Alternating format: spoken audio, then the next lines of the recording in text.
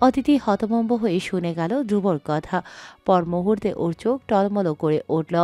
এমন আচরণ করলো তো ধ্রুব ঠিক আছে। ও আস্তে করে কলটা কেটে দিল।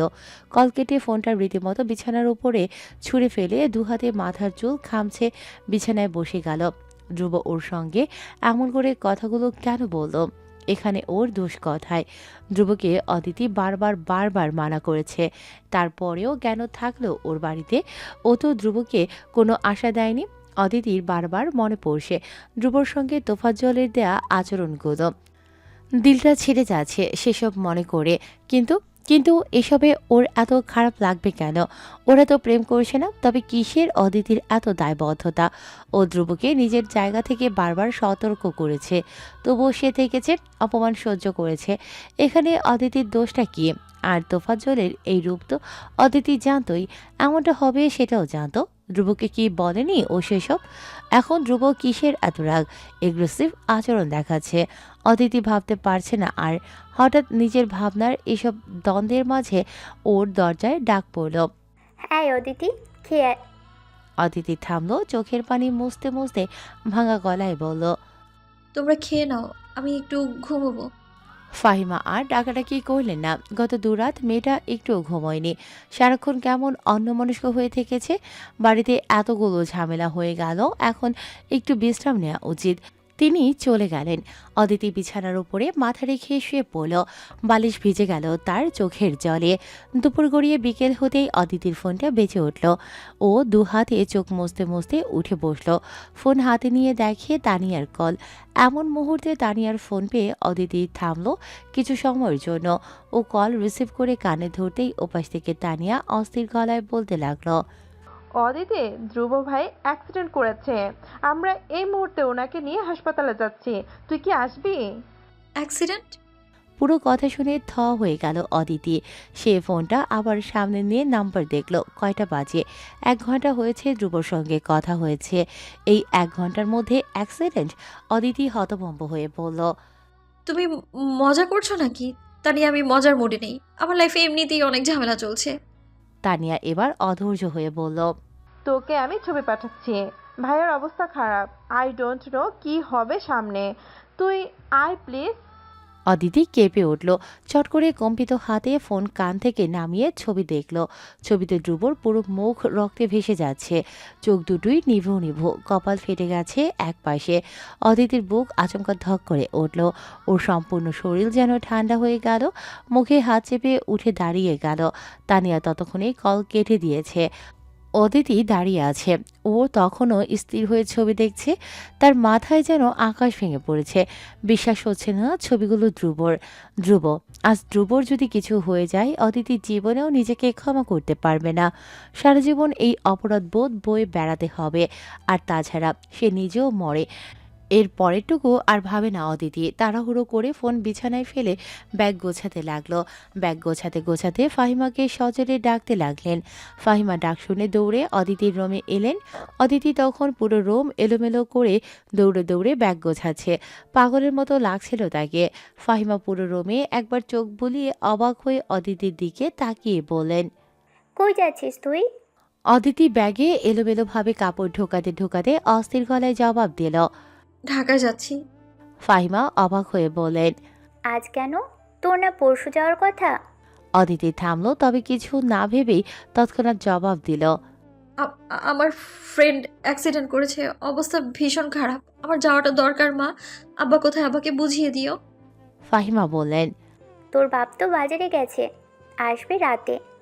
কাল যা তাহলে, ফ্রেন্ডই তো শুধু।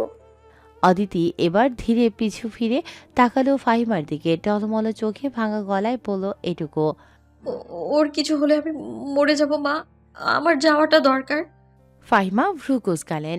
অদিতির এমন পাগল পাগল অবস্থা দেখে সন্দেহ নিয়ে বললেন। ফ্রেন্ডটা কে শুনি? অদিতি থমকে গেল। কি উত্তর দেবে এখন? ফাহিমার প্রশ্নের জবাব যে ওর কাছে নেই। অদিতি কখনো চোখে চোখ রেখে মিথ্যে বলতে পারে না, তেমনি আজও পারেনি। ও দৃষ্টি লুকাতে লুকাতে জবাব দিল। আমার ক্লোজ ফ্রেন্ড, নাম নাম জান্নাত। আসি মা। আব্বাকে বুঝিয়ে দিও তুমি প্লিজ। আমি পৌঁছে কল করব। ফাহিমা মেয়ের দিকে তাকালো, অবাক হয়ে চেয়ে রইলেন। অদিতি দরজা খুলে দৌড়ে বাড়ি থেকে বের হলো। ধ্রুবকে ডক্টর চেক আপ করে দেখছিল। ধ্রুবর কপাল বেশি ফেটেছে, সেলাই লাগবে। আপাতত ধ্রুবর সেলাই চলছে। রুমের বাইরে ইমন ও ধ্রুবর 3 ইডিয়টের দল অস্থিরভাবে পায়চারি করছিল। পাশে তানিয়া বসে আছে, তাকে খবর দিয়েছে ইমন যেন ওর মাধ্যমে অদিতিকে টেনে বাড়ি থেকে এখানে আনা যায়। অনেক হয়েছে এদের ঝগড়া বিবাদ। এবার যদি অদিতি ধ্রুবর অসুস্থতা দেখে একটু গলে, পাষাণ মেয়ে, চারানা নেই, গায়ে শক্তি, অথচ আস্ত এক ধ্রুবকে নাকে দড়ি দিয়ে ঘোরাচ্ছে। সাহস কম না এই মেয়ের। ইমনের পাশে সৌরভ দাঁড়িয়ে আছে। তিনি হাসপাতাল আসে পর থেকে ফোনে কথা বলছেন। এতক্ষণ হাসপাতালে বসে থেকে তার জরুরি কাজগুলো নষ্ট হচ্ছে, কিন্তু ছেলের জন্য সব কাজ ফেলে রেখে এখানে বসে আছেন। যতই ধ্রুব তাকে বাবা না মানুক, তিনি তো ছেলে মানেন। তাই তার প্রীতি সত্তা তাকে ছুটে নিয়ে এসেছে হাসপাতালে। সৌরভের দিকে এক পলক চেয়ে ইমন ধীর পায়ে তানিয়ার পাশে গিয়ে দাঁড়ালো। তানিয়া দ্রুত সিনিয়রকে সম্মান দেখিয়ে উঠে দাঁড়ালো। তানিয়ার পাশে দাঁড়িয়ে ইমন নিচু গলায় জিজ্ঞেস করলো। অদিতিকে কল দিয়েছিলি? তানিয়া সঙ্গে সঙ্গেই বলল, জি ভাইয়া, আসছো। ফোন করার 3 ঘন্টা পেরিয়ে গেছে। এতক্ষণে এসে পৌঁছে যাওয়ার কথা। ইমন ভ্রুকুচকে ঘড়ি দেখে নিয়ে বলল। এত সময় তো লাগার কথা। ইমনের কথা শেষ হওয়ার আগেই দেখা গেল অদিতি হাঁপাতে হাঁপাতে করিডোরের সামনে এসে দাঁড়িয়েছে। হাতে ছোট্টখাটো ব্যাগ, চুল এলোমেলো, কোনো রকমে গায়ে ওড়না টেনে বেরিয়ে পড়েছে বোঝাই যাচ্ছে। ইমন অদিতিকে দেখে খুশি হলেও মুহূর্তেই মুখটা গম্ভীর করে ফেলল ও। মেয়েটাকে ধ্রুব লাই দিয়েই এত সাহস বাড়িয়েছে। ইমন এত লাই দেবে না ধ্রুবর মতো। যত লাই দেবে ততই এই 4 আনার ছোটখাটো মেয়েটা তার বন্ধুর দিল ভেঙে চুরে খান খান করে দিতে থাকবে। অদিতি ইমনদের দেখে থমকে গেল। নিজের অনুভূতি সামলে ধীর পায়ে তাদের সামনে এসে দাঁড়ালো। ইমন অদিতিকে দেখে ভ্রু বাঁকিয়ে বলল। তোমাদের না মান অভিমান চলছে, তো এখানে কি ধ্রুবকে দেখতে এসেছো? অদিতি মাথাটা নামিয়ে ফেলল, চূড়ান্ত অপরাধ বোধ নিয়ে জবাব দিল। সে কেমন আছে এখন, কোন রুমে? অদিতির এত চিন্তা দেখেও ইমন রাগী গলায় বলল। ধ্রুবকে মেরে ফেললেই তো পারো, খামোকা বেচারাকে কষ্ট দিচ্ছ কেন? অদিতি তাকিয়ে রইল ইমনের দিকে, পরপর ব্যাকুল গলায় বলতে লাগলো। সব আমার জন্য হয়েছে ভাইয়া। আমার বাড়ি থেকে। ইমন অদিতিকে পুরো কথা বলতে না দিয়ে সৌরভের দিকে চেয়ে দ্রুত থামিয়ে দিল। ওকে ওকে, বুঝে গেছি। পাবলিকলি আর আমার বন্ধুর কষ্টের কথা আর বলো না বোন। অদিতি থামল। ওর চোখ দুটো ফাঁকা, কান্না দমিয়ে রাখার দরুন গলা বারবার ওঠানামা করছে। হয়তো ইমনকে কিছু জিজ্ঞেস করতে চাইছে, কিন্তু বলতে পারছে না। ইমন সেটা বুঝে অদিতিকে এই যাত্রায় আশ্বস্ত করে বলল। ডোন্ট ওয়ারি, তোমার হয়েও না হওয়া প্রেমিক ধ্রুব ঠিক হয়ে যাবে। সেলাই চলছে, বাকিটা আল্লাহ ভরসা। ডক্টর রুম থেকে বের হতেই ইমন ওদিকে দৌড়ে গেল। অদিতি যাবে কি যাবে না ভাবছিল। ওপাশে সৌরভও দাঁড়িয়ে, তাই অদিতি সংকোচ দেখিয়ে দূর থেকে অসহায়ের মতো তাকিয়ে রইল ডক্টরের দিকে। তানিয়া পাশ থেকে সেটা দেখল। অদিতি ধ্রুবর এই করুণ প্রেম কাহিনী তানিয়াকে আকৃষ্ট করল। ও ধীর পায়ে অদিতির পাশে এসে দাঁড়িয়ে ওর কাঁধে আলতো করে হাত রাখলো, বলল। এখানে দাঁড়িয়ে না থাকে, শুনে আয় যা। অদিতি দুহাতে চোখ মুছে ভাঙা গলায় বলল শুধু। আমার জায়গায় এইখানেই। তানিয়া অদিতির ভাঙা মন বুঝে ওর কাঁধে হাতটা চেপে ধরে। এই ক্ষেত্রে ভরসা পেয়ে এতদিনের জমিয়ে রাখা কান্নাগুলো যেন ছুটে বেরিয়ে আসতে চাইছে। অদিতি ফাঁকা ঢোক গিলে কান্না আটকে বলল। সব আমার জন্য হয়েছে তানিয়া। আমি তার এই অবস্থার জন্য দায়ী। তার কিছু হয়ে গেলে আমি নিজেকে কোনোদিনও মাফ করতে পারবো না, কোনোদিনও না। বলে চোখের জল মুছে ফেলল অদিতি। তানিয়া অদিতির সামনে এসে দাঁড়ালো। ওর কান্না ভেজা মলিন মুখ দেখে বড্ড মায়া হলো তার। ও অদিতির গোলগাল সরল মুখটা আগলে ধরে তার চোখের জল মুছে সান্ত্বনা দিয়ে বলল। ঠিক হয়ে যাবে সব, চিন্তা করিস না। একটা কথা, ধ্রুব ভাইকে নিয়ে তোর এত পুড়ছে কেন? তোর তো রিলেশন নেই ওনার সঙ্গে, রাইট? ফিরিয়ে দিয়েছিলি না ধ্রুব ভাইকে? অদিতি তাকিয়ে রইল তানিয়ার দিকে। এর কোনো জবাব যে ওর নিজের কাছেও নেই। তানিয়া সেই চাহনি দেখে হালকা দীর্ঘশ্বাস ফেলে বলল। দেখ অদিতি, তুই নিজেও কষ্ট পাচ্ছিস, বেচারা ধ্রুব ভাইকেও কষ্ট দিচ্ছিস। কেন এসব করে যাচ্ছিস অদিতি? কিসের জন্য? তুই এক পা এগোলে বাকিটা ভবিষ্যৎ আল্লাহ দেখবেন। কেন নিজেকে এভাবে আটকে রাখছিস? অদিতি সরে গেল, অস্থির গলায় বলল। তুমি জানো না আমার পরিস্থিতি, আমি এমন। তানিয়া ওকে থামিয়ে দিয়ে বলল। আমি জানি সব, সঙ্গে এও জানি তুই অযথা বিষয়টাকে জটিল করে তুলেছিস। নিজের উপর ভরসা রাখ। এমন হাজারো জটিলতার মধ্যেও মানুষ প্রেম করে, বিয়ে করে। আপাতত নিজেকে একটা সুযোগ দে। প্রেম জীবনে বারবার আসে না অদিতি। আর ধ্রুব, তার বেপরোয়া উগ্র একটা ছেলে, শুধুমাত্র তোর জন্য নিজেকে এতটা বদলে ফেলেছে। এটার মানে তুই বুঝিস? অদিতি তানিয়ার থেকে চোখ সরিয়ে আলগোছে রুমের দিকে তাকালো, যেখানে ধ্রুব নিস্তেজ অবস্থায় শুয়ে আছে। তার মুখে লাগানো অক্সিজেন মাস্ক, হাত পা অবধি নড়ছে না, কপালে ব্যান্ডেজ, যার উপরে রক্তের ছোপ ছোপ দাগ। অদিতি ওদিকে চেয়ে রইল নির্নিমেষ। তানিয়া অদিতির চাহনি লক্ষ্য করে নিজেও তাকালো ওদিকে। একসময় অদিতি বলে উঠল। আমি তার সাথে শুধুমাত্র টাইম পাস করতে চাই না তানিয়া। যদি কোনোদিন আমি তাকে কষ্ট দিই, বিয়ে করতে না পারি, সেদিন সেদিন কি হবে? আমার ভীষণ ভয় হচ্ছে। তার মন ভেঙে ফেললে আমার সারা জীবন অপরাধ বোধ হবে। তানিয়া অদিতির মতো ওপাশে চেয়ে থাকতে থাকতে জবাব দিল। টাইম সব বলে দেবে। আর তুই এটা চিন্তা কর যে তুই যেন তেন কাউকে ভালোবাসিস না। সে ধ্রুব ইয়ামিন। তোর জন্য সে সমস্ত পৃথিবী উল্টে ফেলতেও পারে। সম্ভব তার জন্য সেটা। অদিতি তাকিয়ে রইল অচেতন ধ্রুবর দিকে। ধ্রুবর ওই ফ্যাকাশে মুখটায় অদিতির আজও বড় টানে। এই ছেলেটা প্রেমিক হিসেবে দুর্দান্ত হবে। আর অদিতি সবসময় মনে মনে ধ্রুবর মতোই কাউকে চাইতো, যে ওর জন্য দুনিয়ার সঙ্গে বাজি লড়তে পারে। একদম হঠাৎ করে মনের কোথাও যেন এগিয়ে যাওয়ার একটা আশা দেখতে পেল অদিতি। তারপর হঠাৎ করে ওর মন থেকে সমস্ত ভয় উবে গেল। গ্রামের চাপা স্বভাবের অদিতি হুট করে সিদ্ধান্ত নিল, ওপাশে যে ছেলেটির রক্তাক্ত অবস্থায় শুয়ে আছে তার হাতে হাত মিলিয়ে অনেকটা পথ চলবে সে। একটা সুযোগ দেবে নিজের জীবনকে। যা হয়ে যাওয়ার হোক, ধ্রুব নামক ওই ছেলেটাকে ফিরিয়ে দেওয়ার সমস্ত পথ অদিতি হারিয়ে ফেলেছে, বরং ওকে আঁকড়ে ধরার পথ খুলে দিচ্ছে একের পর এক। অদিতি অস্থির হয়ে উঠল ওই বখাটে উগ্র ধ্রুবর প্রেমিক সত্তা দেখার জন্য। কবে সুস্থ হবে ধ্রুব ইয়ামিন? ধ্রুবর জ্ঞান ফিরেছে, এখন টুকটাক কথাও বলতে পারছে। অদিতি এতক্ষণ ধ্রুবর ওই রুমটার সামনে চাতক পাখির ন্যায় চেয়ে দাঁড়িয়ে ছিল, জানালার ওপাশে বেডে বিরক্ত ভঙ্গিতে শুয়ে থাকা ওই ছেলেকে এক নজর দেখার জন্য। এখনও এক পা অবধি নড়েনি জায়গা থেকে। ধ্রুবর জ্ঞান ফিরতে 3 ইডিয়টসের গ্যাং দৌড়ে ধ্রুবর রুমে ঢুকে পড়েছে। ধ্রুব আর ওদের মধ্যে টুকটাক কথাবার্তা চলছে, যা জানালা দিয়ে দেখতে পাচ্ছে অদিতি। ধ্রুবর কপালে ব্যান্ডেজ, ওর মুখ চোখ ভয়াবহ গম্ভীর। বন্ধুদের কোনো কথার বিপরীতে ধ্রুব শুধু হাতে উত্তর দিয়ে যাচ্ছে। অদিতি দীর্ঘশ্বাস ফেলে। এত বড় অ্যাক্সিডেন্ট করেও এই ছেলের মাথাভর্তি রাগ এখনও থেকে গেছে, নড়চড় হয়নি একটুও। সৌরভ ইয়ামিন ডক্টরের সঙ্গে কথা বলতে গেছেন। মূলত তিনি সবার আগে ধ্রুবর রুমে ঢুকতে চেয়েছেন, কিন্তু সাহস হয়নি। ছেলে আবার হাসপাতালে ভর্তি মানুষের সামনে অপমান করে বসলে লজ্জায় মাথাটা কাটা যাবে তার। সৌরভ ইয়ামিন ওপাশে আসতেই অদিতি ওনার আড়ালে মুখ লুকিয়ে ফেলল। উনি চোখের আড়াল হতেই মুখ থেকে ওনা সরিয়ে অদিতি ওভাবেই দাঁড়িয়ে রইল। জানালা দিয়ে যতটুকু ধ্রুবকে দেখা যাচ্ছিল সেটুকু দেখেই যেন তার তৃষ্ণা নিবারণ হচ্ছিল। ধ্রুবর কথা বলার ফাঁকে অদূরে অদিতিকে দেখে ও বিস্ময় নিয়ে আবারও ভালোভাবে তাকালো। ওটা ওটা অদিতিই তো। ও ও এখানে কি করছে? রাজন সেই কখন থেকে বকবক করছে। ভাই, আমার মনে হচ্ছে এই অ্যাক্সিডেন্ট প্ল্যান মাফিক হয়েছে। আপনি একবার জাস্ট বলেন, আমরা খোঁজ নিয়ে দেখতেছি ব্যাপার। অদিতি এখানে কি করছে? ধ্রুবর হাত উঁচিয়ে রাজনকে থামিয়ে দিয়ে জানালার দিকে চেয়ে ভ্রু কুঁচকে বলে উঠল। রাজন, সুমন, ইমন ধ্রুবর দেখা দেখি জানালার দিকে তাকালো। অদিতি ওদের তাকানো দেখে চমকে উঠে দ্রুত মুখ লুকিয়ে অন্য পাশে তাকালো। ধ্রুব যেভাবে তাকিয়ে আছে ওর দিকে, যে কোনো মুহূর্তেই খেয়ে ফেলবে যেন।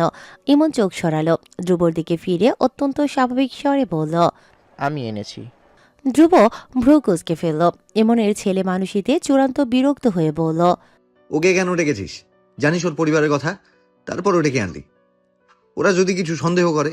ইমন ধ্রুবর এখনো অদিতির প্রতি এত আহ্লাদিবনায় রেগে গেল, চেতে উঠে বলল। করলে করবে, তোর এত চিন্তা কেন? অদিতিকে এনেছি, ভালোই ভালোই নিজেদের মধ্যে ঝামেলা মিটিয়ে নে। অনেক হয়েছে ব্যাক্রিফাইস। ন্যাকামো না করে দুজনে মিলমিশ কর। আমরা বাইরে যাচ্ছি, ওকে পাঠাচ্ছি রুমে। ধ্রুব চোখ উল্টে হতাশ শ্বাস ফেলল। ঘাড় সামান্য কাত করে ইমনের দিকে চেয়ে ফ্যাক্ট বোঝানোর চেষ্টা করল। এসব এত সহজ না। ওর পরিবার। ইমন এবার রেগে গেল। ধ্রুবর হতাশ হতাশ মুখের দিকে যার পরনে অতিষ্ঠ হয়ে বলল, বালের পরিবার আমার, আমরা কি বেজন্ম নাকি? ওর এক পরিবারের অজুহাত আছে। তোর ফিলিংস, তোর আবেগ, তোর সব কিছুই ওর কাছে কিছু না। ধ্রুব ভ্রু বাঁকিয়ে জানালার দিকে একবার চেয়ে নরম কণ্ঠে বলল, আমি ওকে বুঝি ইমন। ও মুখে বলে না ঠিকই, কিন্তু মনটা আমি চিনি। ইমন ব্যঙ্গ করে খিচিয়ে খিচিয়ে বলল, হ্যাঁ, খুব চিনে ফেলেছি ওর মন। ন্যাকামোটা না করে এবার দুজনে বাদ দে। ওকে রুমে পাঠাচ্ছি, কথা বল। অ্যান্ড আজকে মিটমাট কর সব। ধ্রুব কিছু বলবে তার আগেই ইমন আর ওর কথা শোনার ধৈর্য রাখল না। বাকিদের নিয়ে বেরিয়ে গেল রুম থেকে। অদিতি ওদের রুম থেকে বেরোতে দেখে এগিয়ে গেল। ইমন বাকিদের ইশারা করলো দূরে গিয়ে দাঁড়াতে। অদিতি ইমনের দিকে চেয়ে ব্যাকুল গলায় বলল, সে ঠিক আছে ভাইয়া? কোনো কমপ্লিকেশনস আছে এখন আর? ইমন অদিতির ব্যাকুল গলা দেখে মনে মনে না চাইতেও হেসে ফেলল। ধ্রুব ঠিকই বলে, এই মেয়ের মন চেনা যে কারো পক্ষেই সম্ভব। কি সুইট, সরল সোজা একটা মেয়ে, অথচ এর ভাগ্যে জুড়ে গেছে ধ্রুবর ন্যায় রাগী বদমেজাজি এক ছেলে। আর যাই বলুক না কেন, এই মেয়ের কপালে দুঃখ আছে সামনে। তবুও দুজনের মধ্যে সম্পর্ক ঠিক করতে মাঝখানে মধ্যম লোক হিসেবে ইমন কাজ করলো। বলল, শোনো অদিতি, আজ ধ্রুবর বন্ধু হয়ে নয়, বরং তোমার ভাই হিসাবে একটা পরামর্শ দিতে চাইছি। দুজনে দুজনকে অনেক জ্বালিয়ে খেয়েছো, এবার এসব শেষ করো। ধ্রুব জীবনে কোনোদিন ভালোবাসা পায়নি, একা একা থেকেছে সারা জীবন। কাউকে নিজের অনুভূতি ব্যক্ত করতে আমরা ওকে দেখিনি, কিন্তু তুমি আসার পর ধ্রুব বদলেছে। বলবো না ভালো হয়ে গেছে, তবে আমাদের চোখেও অনেকটা বদলেছে। যে ছেলে কোনোদিন কাউকে নিজের চাওয়াটুকুও খুলে বলেনি, সে তোমার সামনে নিজেকে জাহির করেছে, খোলা বই হিসাবে মেলে দিয়েছে নিজেকে। তো তোমার কি উচিত না এই ছেলেটাকে আগলে রাখা? পরিবারকে দোহাই দিও না। তোমার পরিবারকে আমরা বিয়ের সময় সবাই মানিয়ে নিব। চিল, তোমার বাবার সম্মান সেফ থাকবে, চিন্তা করো না এটা নিয়ে। অদিতি শুনে গেল কথাগুলো। ইমন ওর চিন্তিত মুখটার দিকে চেয়ে সামান্য হাসল। কাজ কিছুটা হয়ে গেছে। ইমন মুখ আবার গম্ভীর করে বলল, এখন যাও, ধ্রুবর সঙ্গে কথা বলো, ওর সঙ্গে নিজের ফিলিংস শেয়ার করো। ছেলেটাকে আলোর হস্তে এবার একটু শান্তি দাও অদিতি। অদিতি পুরো কথাটা শুনে মাথা নামিয়ে ফেলল। ওকে কেন সবাই দোষ দিচ্ছে? অদিতি কি করেছে? সে বলছে ধ্রুবকে তার পেছনে ছুটতে, বরং কখনো ধ্রুবকে পজিটিভ ইঙ্গিত দেয়নি ও। তারপরও সবার সকল কথা মাথা পেতে নিচ্ছে ও। কারণ হচ্ছে আজকে যা ঘটেছে ধ্রুবর সঙ্গে, তার কিছুটা দায়ভার অদিতিরও। ও ছোট করে উত্তর দিল, আমি ভেবে দেখছি ভাইয়া। দীর্ঘশ্বাস ফেলল। এই মেয়েটাকে নিয়ে চিন্তার শেষ নেই তার। শেষ মুহূর্তে এই মেয়ে তাদের এক সকল চেষ্টায় ভেস্তে দিতে পারে, বলা যায় না। ইমন বলল, আঙ্কেল এখানে নেই, আমি ওনাকে আধা ঘন্টা আটকে রেখেছি। তুমি যাও, কথা বলো ওর সঙ্গে। অদিতি মাথাটা হালকা নাড়িয়ে সায় দিল। ইমন ধ্রুবর রোমের দরজা খুলে অদিতির ভেতরে যাওয়ার ইশারা করে। অদিতি রোমের সামনে কম্পিত পায়ে এসে দাঁড়ালো, মাথাটা নামানো ওর। ধ্রুব তীক্ষ্ণ চোখে বিছানায় শুয়ে অদিতিকে দেখে যাচ্ছে। সরল ওই মুখটা আজ বড্ড বিচলিত, দ্বিধান্বিত। ধ্রুব সেভাবেই বসে থাকলো। ইমন অদিতিকে ভেতরে ঢুকিয়ে ধ্রুবকে পেছন থেকে ইশারায় বলল, অল দ্য বেস্ট। ধ্রুব ইমনের থেকে চোখ সরিয়ে আবার অদিতির দিকে তাকালো। অদিতি ধীর পায়ে রুমে ঢুকলো। ততক্ষণে ইমন দরজা লাগিয়ে বেরিয়ে গেছে। অদিতি আশেপাশে চেয়ে দেখলো, ভুলেও ধ্রুবর দিকে তাকাচ্ছে না। না হলে আজ ধ্রুবর এহেন করুণ অবস্থা দেখে অদিতি এখানেই কেঁদে ফেলবে। ও আস্তে করে হেঁটে ধ্রুবর পাশে গিয়ে দাঁড়ালো। ধ্রুব কোনো কথা বলল না, বরং দেখতে লাগলো কিভাবে ধীরে ধীরে অদিতি একটু একটু করে ধ্রুবর দিকে এগিয়ে আসে। অদিতি ধ্রুবর থেকে বেশ দূরে এসে থামলো। ধ্রুবর দিকে এতক্ষণে মাথা তুলে চেয়ে ওর ব্যান্ডেজটা একবার কাতর চোখে দেখলো। ব্যান্ডেজ দেখতে দেখতে তারপর ধীর গলায় প্রশ্ন করলো, এখনো ব্যথা আছে? ধ্রুব ওর আতঙ্ক ভরা ব্যথাতুর মুখের দিকে চেয়ে ঠান্ডা গলায় উত্তর দিল। ভীষণ পেইন হচ্ছে। অদিতি সঙ্গে সঙ্গে থমকে গেল। মাথা তুলে ব্যাকুল হয়ে ধ্রুবর দিকে এগিয়ে গেল। অস্থির হয়ে উঠল যেন মুহূর্তেই। ডক্টর ডাকবো? ডক্টরের নাম কি? কোন ফ্লোরে গেলে পাবো? অদিতির চিন্তাগুলো আজও ধ্রুবকে শান্তি দিচ্ছে ভীষণ। ধ্রুব ওর দিকে চেয়ে হালকা স্বরে বলল, দূর থেকে দেখলে ব্যথা ফিল করা যায় না অদিতি। তার জন্য কাছে এসে বসা লাগে, আলতো করে মাথায় হাত বুলিয়ে দেয়া লাগে, অ্যান্ড চোখে চোখ রেখে কথা বলা লাগে। অদিতি তাকিয়ে রইল, গলা কাঁপছে প্রায়। ও ধ্রুবর কথা মতো আস্তে করে ওর পাশে বিছানায় বসলো। ধ্রুব অদিতির দিকে চেয়ে রইল। অদিতি দোনামোনা করছে ভীষণ। ধ্রুব দেখলো ওর হাত কাঁপছে, অনবরত ঘষে নিজের দুহাত, ঘামছে ভীষণ। ধ্রুব সেটা নজরে রাখলো, স্বাভাবিক গলায় বলল। যা বলার আছে বলে ফেলো, আমি শুনবো। অদিতি উত্তর দিল না। অনেকক্ষণ হলো। ধ্রুব চোখ উল্টিয়ে এ পর্যায়ে হতাশ শ্বাস ফেলল। সব আশার ওপর এই মেয়ে বারবার পানি ফেলে দিচ্ছে। সে চোখ দুটো অদিতির দিকে সরিয়ে অন্য পাশে চেয়ে বিরক্ত ভঙ্গিতে নড়ে চড়ে বলল। বাদ দাও, বলা লাগবে না। ডাক্তার ডাকো, আমার পেইন হচ্ছে মাথায়। অদিতি অসহায় চোখে তাকালো ধ্রুবর দিকে। ও তো বলতে চায় যা ধ্রুবকে মুখে শুনতে চায়, কিন্তু জীবনে এসব কথা অদিতি কাউকে বলেনি, না বলতে শুনেছে। কিভাবে তোলে এইসব কথা ও জানে না। ধ্রুব সেদিন এই কথাগুলো এত স্পষ্ট সরাসরি কিভাবে বলে ফেলেছিল, ও কেন পারছে না বলতে। ধ্রুব অদিতির বিচলিত এলোমেলো চাহনি দেখে দীর্ঘশ্বাস ফেলে বলল। তুমি নিজে যেদিন চাইবে এসব সেদিন বলো। কারোর প্রেসারে এসে বলাটা জাস্ট ইউজলেস। আমি কিছু মনে করছি না, তুমি সময় নাও, নিজের মতো থাকো। অদিতি এবার অস্থির হয়ে ব্যাকুল গলায় হঠাৎ বলে ফেলল। আমি চাইছি। ধ্রুব ভ্রু কুঁচকালো, বলল। কি চাইছো? অদিতি নিচু গলায় উত্তর দিল। আপনি যা চাইছেন। ধ্রুব এতক্ষণে মনের ভেতর স্বস্তি পেল যেন। মজা নিচ্ছে অদিতির এসব কাজে। তবু মুখে গম্ভীর রাগী ভাব ধরে রেখে জিজ্ঞেস করল। আমি কি চাইছি? অদিতি ভ্রু কুঁচকে অধৈর্য হয়ে বলল। জানেন না আপনি এতদিন কি চাইছিলেন? ধ্রুব ভুরু বাঁকিয়ে ঠোঁটে হালকা হাসি রেখে অবুঝের মতো করে বলল। কি চেয়েছি আমি এতদিন? অদিতি এ যাত্রায় বিরক্ত হলো ভীষণ। ইচ্ছে করে এগুলা করছে ওর সঙ্গে। ও চূড়ান্ত বিরক্ত হয়ে বলতে চাইল। কি চেয়েছেন জানেন না আপনি? ধ্রুব মিটমিট করে হেসে ফেলল অদিতির আচরণে। পরপর অদিতি ওর দিকে তাকাতেই মুখটা আবার গম্ভীর করে বাচ্চাদের মতো মাথা নেড়ে বলল। আই ডোন্ট নো তুমি কিসের কথা বলছো। তুমি মুখে বলো কি চেয়েছি আমি। অদিতি এবার চূড়ান্ত বিরক্ত হয়ে উঠল। এমনিতেই এসব কথা মুখে বলার মতো না, তার উপর ধ্রুব এভাবে মজা নিচ্ছে। ও মুখটা অন্য পাশে সরিয়ে তারা গলায় বলল। লাগবে না বলা, বাদ দিন। ধ্রুব এবার সিরিয়াস হলো। অদিতির ঘুরিয়ে রাখা মুখটার দিকে অপলক চেয়ে ডাকলো। অদিতি। অদিতি ওর দিকে তাকালো, চোখ দুটো টলমলো করছিল ওর। ধ্রুব এবার শান্ত গলায় বলল। আমি সেদিন যা বলেছি আমি সেসব স্পষ্ট গলায় সরাসরি বলেছি, যেন তুমি বুঝতে পারো আমি যা বলেছি সেটা নিয়ে আমি সিরিয়াস। তাই আমি আজও চাইবো, আমি যাকে নিজের জীবনের সিরিয়াস কথাগুলো বলেছি ও তার জীবনের কথাগুলো সিরিয়াস ভাবে আমাকে বলুক, রাইট? অদিতি ঢোক গিলল, চোখটা নামিয়ে নিয়ে বলল। আমার ভয় হচ্ছে ভীষণ। যদি যদি ধ্রুব থামিয়ে দিয়ে বলল। সমস্ত ঝড় ঝাপটা আমরা দুজনে একসঙ্গে ফাইট করবো অদিতি, কসম। I will never leave you. I will be there for you forever and forever. Aditi তাকিয়ে রইল ধ্রুবর দিকে।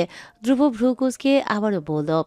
তুমি এখন নিজের মনের কথা বলার সাহস পাচ্ছ না। বাকিটা পথ তাহলে আমাদের সহজ কিভাবে হবে অদিতি? অদিতি ঢোক গিলে নিল। ওদের কথা বলার মধ্যেও ডক্টর ভেতরে এলেন। ডক্টরকে দেখে অদিতি দাঁড়িয়ে গেল বেড থেকে। ধ্রুব নড়ে চড়ে বসলো। ডক্টর ধ্রুবর প্রেসক্রিপশন দেখতে দেখে হেসে হেসে বলল। গার্লফ্রেন্ড নাকি ধ্রুব? ধ্রুব ও ডক্টরের মজার সঙ্গে তাল মিলিয়ে অদিতির দিকে চেয়ে মিটমিট করে হেসে বলল। সেটারই প্রিপারেশন চলছে আঙ্কেল। ডক্টর অদিতির দিকে চেয়ে দেখলো, লজ্জায় মুখ অন্য পাশে সরিয়ে ফেললো ও। ডক্টর হাসলো, ধ্রুবর দিকে চেয়ে বলল। Nice choice. আমার আশীর্বাদ আছে তোমার সঙ্গে, চালিয়ে যাও, সফল একদিন হবেই। Best of luck. ধ্রুব হেসে উত্তর দিল। Thank you uncle. ডক্টর চলে গেল। অদিতি এবার মুখ খুলল, ধ্রুবর দিকে ভ্রু কুঁচকে চেয়ে বলল। ডক্টরের সঙ্গে এভাবে কথা বলেন কেন? কি ভাবলেন উনি? ধ্রুব অদিতির হাত টেনে ওকে নিজের পাশটায় বসিয়ে দিয়ে বলল। যা সত্যি তাই বললাম। অদিতি ভ্রু কুঁচকে বলল। আমি আপনার গার্লফ্রেন্ড? ধ্রুব ভ্রু বাঁকিয়ে বলল। নো। অদিতি বলল। হইনি এখনো। ধ্রুব গাছাড়া ভঙ্গিতে অলসভাবে বলল। হতে কতক্ষণ? এই যে এক্ষুনি হয়ে যাবে, দেখবে কিভাবে। অদিতি অবাক হয়ে তাকিয়ে রইল ধ্রুবর দিকে। ধ্রুব ওর হাত টেনে নিয়ে ওর হাতের পিঠে আলতো করে চুমু খেলো। চমকে উঠল মেয়েটা। ধ্রুব ওর বড় বড় চোখ দুখানার দিকে চেয়ে নরম স্বরে বলল।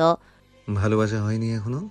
অদিতির গা মুচড়ে উঠল যেন। ও টেনে হাত সরিয়ে নিতে চাইল, ধ্রুব ছাড়ল না। হাতের পিঠে আরেকবার গরম নরম চুমু খেয়ে বলল, হয়নি এখনো ভালোবাসা? অদিতি আর এবার হাত সরালো না, লজ্জায় চোখ নামিয়ে ফেলল। ধ্রুব ওর নামিয়ে রাখা চোখের দিকে চেয়ে হাতের পিঠে আরও একটা চুমু খেলো, এবার ভীষণ গভীরভাবে। অদিতি সারা গা যেন ওই এক ছুটে শিউরে উঠল, চোখ মুখ খিচে ফেলেছে ও। ধ্রুব এবার মারাত্মক হাসকি গলায় জিজ্ঞেস করল, ভালোবাসা এখনো হচ্ছে না? ভালোবাসি ধ্রুব।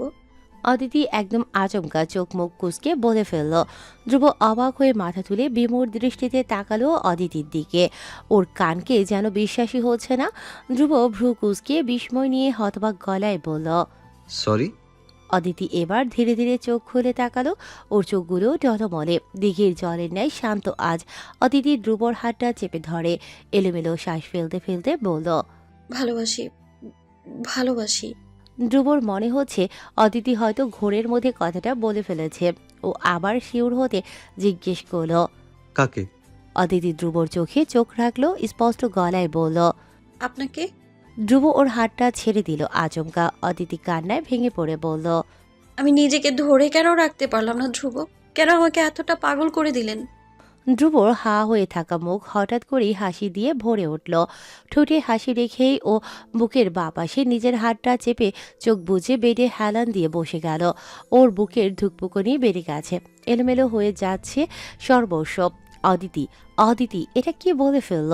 অদিতি এখনো জোরে জোরে নিঃশ্বাস ছাড়ছে। ও পুরোপুরি এলোমেলো হয়ে গেছে আজ। ধ্রুব এক পর্যায়ে ধীরে ধীরে চোখ খুলে তাকালো। চোখ খুলে স্থির চোখে অদিতির এলোমেলো অস্থির আচরণ দেখতে লাগলো। অনেকক্ষণ পর যখন দুজনেই শান্ত হয়ে এলো, ধ্রুবর ক্লান্ত হাতজোড়া আলতো করে অদিতির গাল স্পর্শ করলো। অদিতির চোখ উপচে এবার যেন ঝরঝরিয়ে জল গড়িয়ে পড়ল। ধ্রুব চোখের পানি আঙুল দিয়ে মুছে দিল যত্নে। ও নরম কোমল গাল আঙুল দিয়ে ছুতে ছুতে বলল, am I a winner or loser Aditi? Aditi ধ্রুবর গালে ছোঁয়া হাতটা চেপে ধরল শক্ত করে। দু চোখ বুজে কান্নায় ভেঙে পড়ে বলল, জিতে গেছেন আপনি। আপনার কাছে তোফাজ্জল হায়াতের মেয়ে আজ হার মেনে গেছে ধ্রুব। ধ্রুব চেয়ে রইল অদিতির কান্না ভেজা মুখটার দিকে। চেয়ে থাকতে থাকতে হঠাৎ ও হেসে ফেলল, ঠোঁটে তৃপ্তির হাসি ঝুলিয়ে। অসহায় দেখতে দেখতে আবারও অদিতির দিকে তাকালো। ওর কান্নাও আজ কয়টা মধুর লাগছে ওর কাছে। অদিতিকে দেখতে দেখতে একটা সময় ধ্রুব কিছুটা দোনামনা করে হঠাৎ বলে উঠল, can I have my first winner hug Aditi? Aditi চোখ খুলে তাকালো। ওর ভয় হচ্ছিল, কিন্তু ধ্রুবর এত কষ্টের বিপরীতে ওর এই চাওয়াটুকু ফেরাতে পারল না কেন যেন। অদিতি চোখ নামিয়ে নিল, হালকা করে মাথা নেড়ে সায় দিয়ে দিল। ধ্রুব এরপর আর এক সেকেন্ডও দেরি করল না। অদিতির হাতটা টেনে ধরে নিজের সঙ্গে মিশিয়ে নিয়ে ওর পিঠ আঁকড়ে ধরল। অদিতির কাঁধে মুখ গুজে লম্বা একটা শ্বাস টানল। অদিতির সারা গা তখন জমে আছে, কাঁধে ধ্রুবর ছোঁয়া, শরীর মিশে আছে তার সঙ্গে। এই প্রথম কোনো পুরুষের ছোঁয়া অদিতির গায়ে ফুল হয়ে ঝরে পড়ল। অদিতি নাক টেনে ধ্রুবর পিঠ আঁকড়ে ধরল। প্রেমিক ধ্রুবর মারাত্মক স্পর্শ, তার গায়ের মৃদুমন্দ সুঘ্রাণ সবকিছু অদিতিকে মোহিত করে ভীষণ। এমন নয় যে এটা তাদের প্রথম জড়িয়ে ধরা, প্রথম কাছে আসা। এর আগেও ধ্রুব ছুঁয়েছিল ওকে, এভাবেই যত্নে আদরে ভঙ্গিতে টেনে নিয়েছিল নিজের বুকে। তবে তখন অদিতি দেখেছিল এই ধ্রুবর এই মারাত্মক উন্মাদনা, ওর পাগলামি, ওর রাগের পারদ। তবে আজ ধ্রুব শুধুই একজন প্রেমিক, ব্যাস। অদিতির প্রেমিক বৈশে আর কিচ্ছুটি নয়। কেটে যায় অনেকটা সময়। ধ্রুব তখনও চোখ বুজে জড়িয়ে ধরে আছে নিজের শখের নারীকে। হঠাৎ করে কেবিনে সৌরভ ঢুকে পড়লেন, তার হাতে মেডিসিনের প্যাকেট, অপর হাতে বাটি। ছেলেকে অদিতির সঙ্গে জড়িয়ে ধরে বসে থাকতে দেখে তিনি যার পরনায় লজ্জা পেয়ে গেলেন। মুখ নামিয়ে চলে যাবেন তার আগেই দেখে ফেলে ওনাকে অদিতি। লজ্জা ভয়ে ও দ্রুত ধাক্কা দিয়ে ওঠে ধ্রুবকে। ধ্রুব এই ধাক্কায় ব্যথা পেয়ে আহ করে শব্দ করে ওঠে। ভ্রুকুচকে অদিতির দিকে তাকালো ধ্রুব। অস্বস্তিতে অদিতি জমে যায়। চুল কানের পেছনে গুজে নিতে নিতে নিভু গলায় বলল, আপনার বাবা এসেছেন। ধ্রুব চোখ উল্টে ফেলল, চূড়ান্ত হতাশ চোখে পেছনের দিকে চেয়ে নিজের বাবাকে দেখল। সৌরভ ইয়ামিন চলে যেতে নিচ্ছিলেন, পেছন থেকে ধ্রুব ডাকলো না ওনাকে একবারের জন্য। ও অদিতিকে ছেড়ে দিয়ে আঙুলের নখগুলো খুঁটিয়ে দেখা শুরু করেছে। সৌরভকে ধ্রুবর পুরোদমে ইগনোর করা দেখে অদিতি নিজেই তটস্থ হয়ে বেড থেকে উঠে দাঁড়ালো, ওড়নার সামনে রেখে বসলো। আঙ্কেল, ভেতরে আসুন না। সৌরভ অদিতির সরল নরম কণ্ঠে পেছন ফিরে তাকালেন। ধ্রুব অদিতির দিকে কড়া চোখে তাকালো তৎক্ষণিক। অদিতি অবাক চোখে চেয়ে দেখে ধ্রুবর ইশারাগুলো, অথচ ও কিছুই বোঝেনি। সৌরভ অদিতির থেকে চোখ সরিয়ে ছেলের দিকে শান্ত ঠান্ডা দৃষ্টিতে তাকালেন। তিনি দেখেন তার গুণধর ছেলে মেয়েটাকে রাগি রাগি চোখে কিছু একটা ইশারা করছে। অদিতিও পাল্টা ইশারা করলো চোখ দিয়ে। কি হয়েছে? সৌরভ ওদের ইশারায় কথা বলার মধ্যে দুজনকে থামানোর চেষ্টায় হালকা কাশলেন। অদিতি কাশির আওয়াজে দ্রুত ধ্রুবর থেকে চোখ সরিয়ে নিল। ধ্রুব অদিতির অবুঝ ভাবখানার দিকে চেয়ে রাগ চেপে মুখ খিচিয়ে রেখে স্ট্রেপ বলল, নাথিং, ইউ ক্যারি অন।